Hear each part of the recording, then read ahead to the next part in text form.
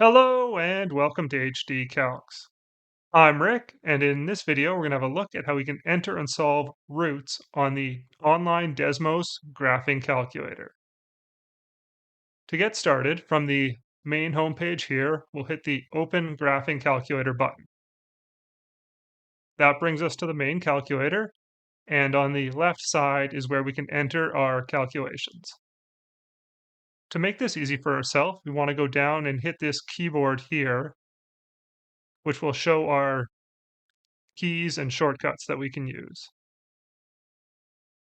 If we want to do something simple, like a square root, for example, the square root of 25, all we have to do is click this square root button here so that we get the square root symbol up here.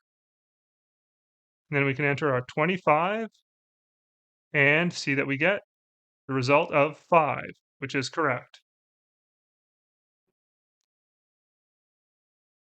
If we want to find a root that isn't a square root, for example, say a cube root, to do that, what we have to do is to go here to the function button, press that, and then scroll all the way down so that we see this n over root key here. Select that. Now let's say we want to find the cube root of 1000. Our cursor's already in the nth root position. So since we're finding a cube root, we start with the 3 and then move our cursor down to the spot underneath the root and then enter our 1000 and see we get the result of 10. Let's try one more. Let's try a fourth root. To do that, first we'll hit enter to enter a new box here. And then we go into functions, scroll all the way down to nth root, and enter the fourth root there. And now instead of clicking, we can use these left and right arrows to move our cursor down underneath the root line. And let's find the fourth root of 16. There we go. We got the fourth root of 16 is equal to 2. And what if we want to use these as part of an equation or calculation?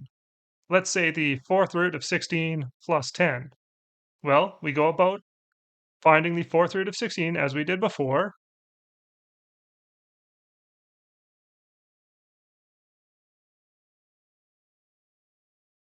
But now we see if we start hitting the plus, we're still underneath that root line.